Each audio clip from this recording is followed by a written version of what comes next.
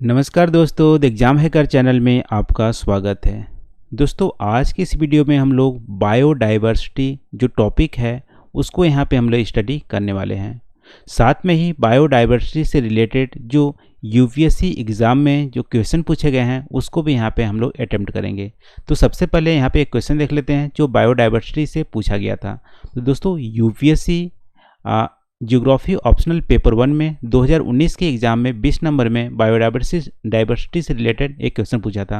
देखो क्वेश्चन पढ़ लेते हैं। Why is it necessary to conserve the genetic diversity of species? Do protected areas serve any useful purpose in this context? Species की आनुवांशिक विविधता का संरक्षण करना किस कारण आवश्यक है? क्या संरक्षित क्षेत्र इस संबंध में कोई उपयोगी प्रयोजन अदा करते हैं? तो दोस्तों, आप देख रहे होंगे ये बायोडाइवर्सिटी टॉपिक से ही पूछा गया था। और बायोडाइवर्सिटी में 3 टाइप की बायोडाइवर्सिटी होती है, इकोलॉजिकल डाइवर्सिटी और स्पीसीज की डाइवर्सिटी, फिर जेनेटिकल स्पीसीज डाइवर्सिटी। तो यहाँ से तीसरे टाइप जो जेनेटिकल स्पीसीज डाइवर्सिटी है उससे रिलेटेड क्वेश्चन पूछा गया है।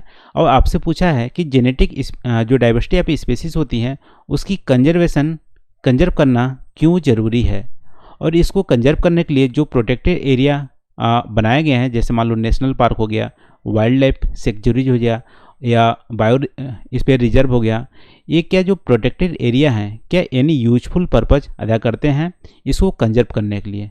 ठीक है, ये आपसे क्वेश्चन पूछा है, 20 नंबर का यहाँ पे प्रश्न है। तो दोस्तों, तो आज की इस वीडियो में हम लोग बायोडाइवर्सिटी से ज़्यादा इन्फॉर्मेशन यहाँ पे गैदर करने की कोशिश करेंगे। तो आज की इस वीडियो में हम लोग डिस्कस करेंगे कि बायोडाइवर्सिटी होती क्या है, उनके कितने टाइप होते हैं या लेवल ऑफ बायोडाइवर्सिटी क्या होती है, फिर अलग अलग टाइप को थोड़ा सा एक्सप्लेन करेंगे, और फिर देखेंगे कि जो जेनेटिक डाइवर्सिटी ऑफ स्पीसीज होती है यानी तीसरी टाइप की जो बायोडाइवर्सिटी होती है उसकी क्या इम्पोर्टेंस है, और फिर देखेंगे प्रोटेक्टेड एरिया में जैसे कंजर्वेशन मेथड 2 तरह की होती है, इन सेतु और एक्स सेतु। तो इन सेतु में प्रोटेक्टेड एरिया आते हैं, उसके थ्रू क्या जो कंजर्वेशन जो मेथड अपनाए गए हैं वो जेनेटिक डाइवर्सिटी को स्पीसीज को कंजर्व करने में लिए क्या वो पर्पज़ हेल्प करता है, ये सारे स्टडी इस वीडियो में हम लोग स्टडी करने वाले हैं। चलिए आज का वीडियो स्टार्ट करते हैं। तो सबसे पहले दोस्तों, बायोडाइवर्सिटी होती क्या है? तो बायोडाइवर्सिटी दोस्तों 2 वर्ड से बना है यहाँ पे, बायो और डाइवर्सिटी। बायो का मतलब है लाइफ और डाइवर्सिटी का मतलब है डाइवर्स। तो यहाँ पे वैरायटी ऑफ लाइफ फॉर्म को ही बायोडाइवर्सिटी बोलते हैं, यानी जहाँ पे variety of life form exist करेंगे वो बायोडाइवर्सिटी कहलाएगी। जैसे मान लो आप किसी भी इकोसिस्टम की बात करोगे, ठीक है, तो किसी भी इकोसिस्टम आप देख रहे होंगे रेन फॉरेस्ट में बहुत ज़्यादा वैरायटी ऑफ लाइफ एग्जिस्ट करता है। तो रेन फॉरेस्ट को बायोलॉजिकल डाइवर्सिटी बोलते हैं, यानी बायोडाइवर्सिटी को हॉट स्पॉट बोलते हैं रेन फॉरेस्ट को। तो ये तो हो गया एक एग्जाम्पल।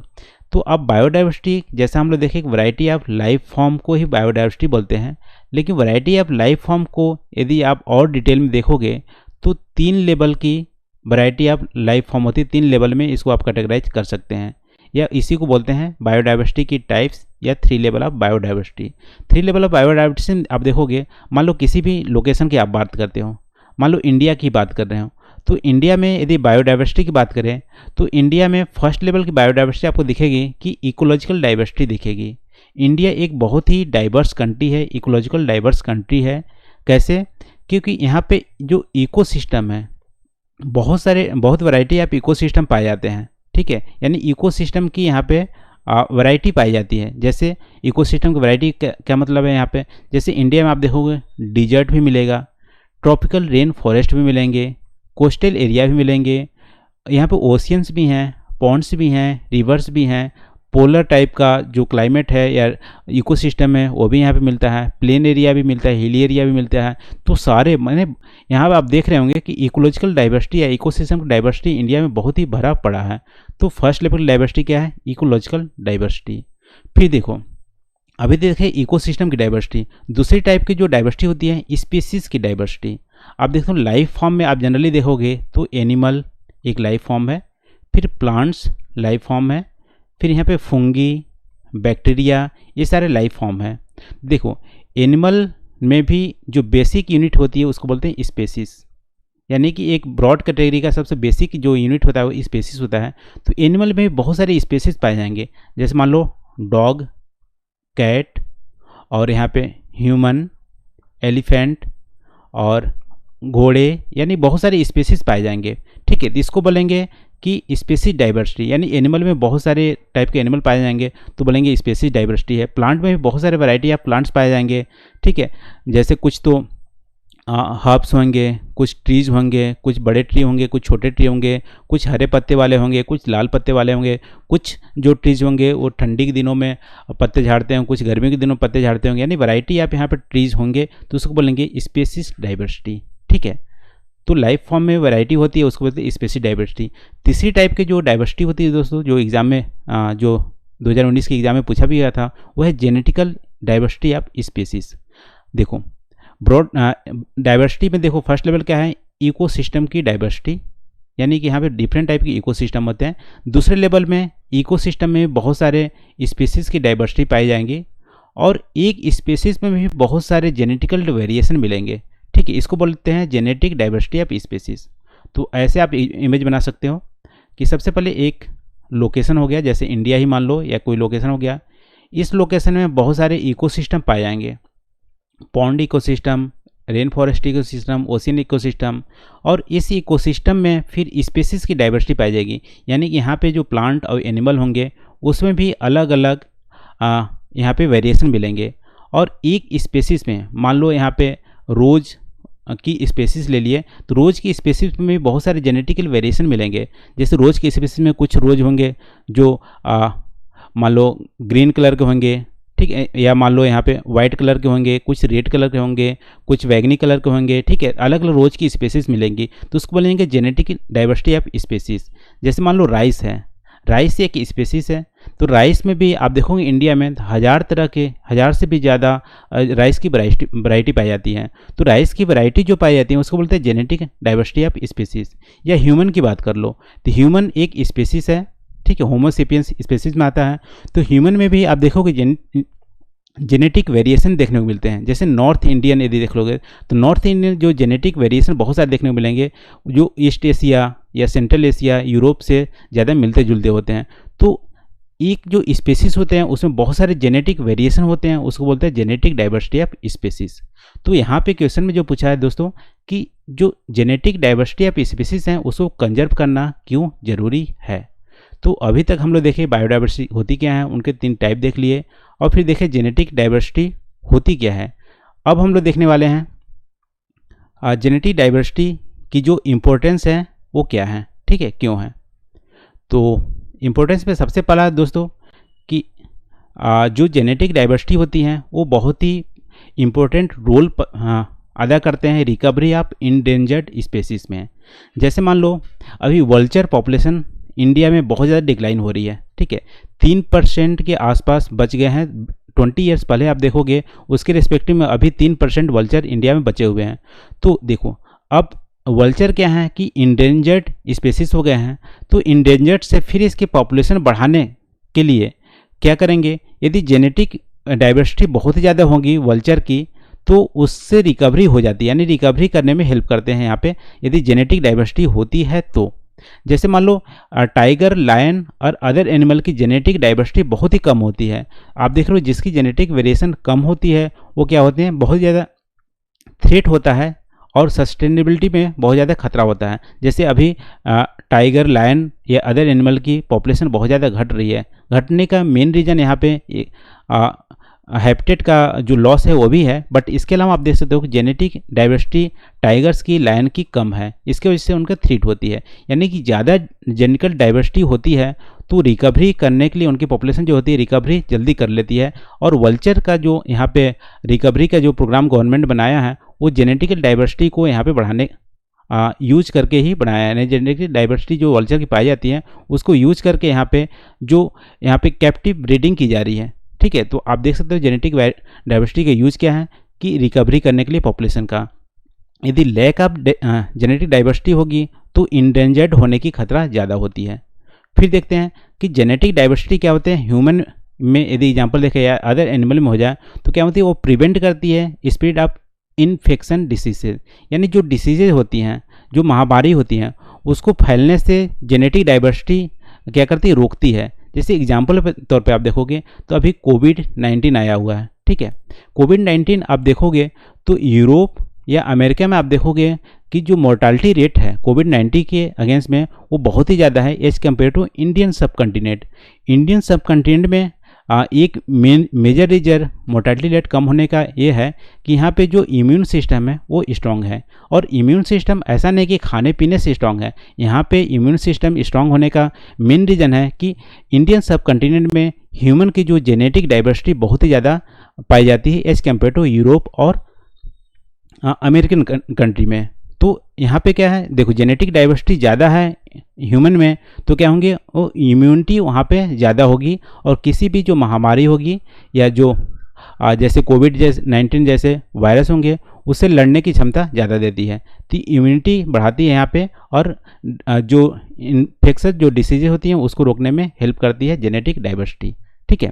इसके अलावा आप देखोगे कि जेनेटिक डाइवर्सिटी यदि क्रॉप या लाइव स्टॉक में ज़्यादा होंगी तो देखो यदि किसी भी क्रॉप की जेनेटिक डाइवर्सिटी ज़्यादा है तो डाइवर्सिटी होने से क्या होंगी, जो वहाँ की जो आप देखते हो सॉइल होंगे, सॉइल की जो न्यूट्रिएंट्स होंगे उसको वो क्या होंगे डाइवर्सिफाई यानी कि अलग अलग तरीके से यूज करेंगे और उससे क्या होंगे न्यूट्रिशन प्रोडक्टिविटी वहाँ पे बढ़ेगी और जो न्यूट्रिशन का डिफिशिएंट होगा सॉइल में वो कम होगा, ठीक है।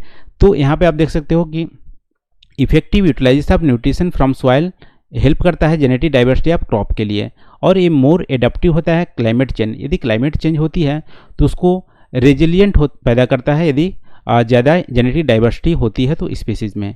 इसके अलावा आप देखोगे जेनेटिक डाइवर्सिटी क्या होती है, क्रॉप में यदि होती है या लाइव स्टॉक में होती है तो वैरायटी ऑफ न्यूट्रिशन अलग अलग तरीके से मिलते हैं, ठीक है। इससे न्यूट्रिशन सिक्योरिटी को अचीव करने में हेल्प करती है। मान लो एक प्लांट की है, जैसे मान लो दाल की है तो दाल की अलग अलग वैरायटी यदि जेनेटिक वैरायटी होंगी तो किसी दाल में ज़्यादा प्रोटीन होंगे, किसी में कम होंगे, या किसी में अलग टाइप के प्रोटीन होंगे, दूसरे में अलग टाइप के प्रोटीन होंगे। तो यदि मान लो 10 तरह से आप दाल खाते हो, 10 वैरायटी आप दाल खाते हो, जेनेटिक डाइवर्सिटी वैरायटी दाल खाते हो तो सारे आपको न्यूट्रिशन मिलेंगे। तो न्यूट्रिशन सिक्योरिटी को अचीव करने में जेनेटिक जो डाइवर्सिटी होती है वो हेल्प करती है, ठीक है। ये और हेल्प क्या करेगी, ह्यूमन सस्टेनेबल जो डेवलपमेंट होती है गोल 2 यानी जीरो हंगर जो एम है या एचई का जो बायोडाइवर्सिटी टारगेट है उसको अचीव करने में हमारा हेल्प करेगा जेनेटिक डाइवर्सिटी ऑफ क्रॉप। तो इसके अलावा और देख लेते हैं, जो बहुत सारे स्पेसीज होते हैं वो केवल फूड प्रोवाइड नहीं करते हैं, बहुत सारे स्पेसीज जो होते हैं वो इन्वायरमेंट को क्लीन भी करते हैं। तो जेनेटिक डाइवर्सिटी क्या करती है, इन्वायरमेंट को क्लीन करने में, फूड प्रोवाइड करने में हेल्प करती है। इसके अलावा बहुत सारे स्पेसीज जो होते हैं वो सोर्स ऑफ मेनी मेडिसिन है, बहुत सारे मेडिसिन या हर्ब्स जो हैं, प्लांट हर्ब हैं, वो स्पेसीज डाइवर्सिटी से मिलती हैं जो डिसीज़ के आउटब्रेक होने में रोकती है या मेडिसिन बनाने में हेल्प करती है। तो आप देख सकते हो जेनेटिक जो डाइवर्सिटी होती है वो क्या क्या हेल्प करती है। सबसे पहले तो हेल्प करती है कि जो रिकवरी होती है, किसी पॉपुलेशन की यदि रिकवरी बहुत ज़्यादा इंडेंजर्ड हो गए हैं, यदि जेनेटिक डाइवर्सिटी स्ट्रांग होगी तो रिकवरी करने में हेल्प करेगी।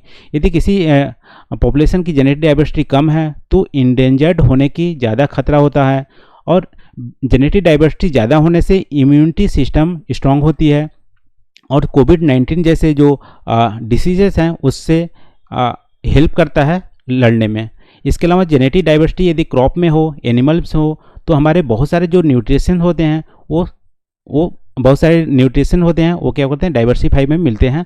और यूएन सस्टेनेबल गोल जो 2 है या जीरो हंगर्स है, एक ही का जो बायोडाइवर्सिटी टारगेट है उसको अचीव करने में हेल्प करता है। इसके अलावा जेनेटिक डाइवर्सिटी क्या करते हैं, effective utilisation of nutrition from soil help करते हैं। यदि प्लांट में बहुत सारे जेनेटिक डाइवर्सिटी हो तो अलग अलग न्यूट्रिशन जो सॉइल से लेंगे तो सॉइल में न्यूट्रिशन का डिफिशिएंट नहीं होगा, ठीक है। और क्लाइमेट चेंज यदि हो रहा है अभी तो क्लाइमेट चेंज के रेजिलिएंट के लिए बायोडाइवर्सिटी जेनेटिक डाइवर्सिटी बहुत ही ज़रूरी है। और जो जेनेटिक डाइवर्सिटी होती हैं वो बहुत सारे फूड्स तो प्रोवाइड करते ही हैं, उसके अलावा जो हर्ब्स होते हैं मेडिसिन फैसिलिटी मेडिसिन जो बनाने में यूज करते हैं वो भी प्रोवाइड करते हैं। इसके अलावा आप देखोगे इन्वायरमेंट को क्लीन करने में भी जेनेटिक डाइवर्सिटी का बहुत ज़्यादा यूज है। तो ये सारे इंपॉर्टेंस है दोस्तों, इसलिए कंजर्व करना जेनेटिक जो डाइवर्सिटी ऑफ स्पीसीज है उसको कंजर्व करना बहुत ही ज़रूरी है।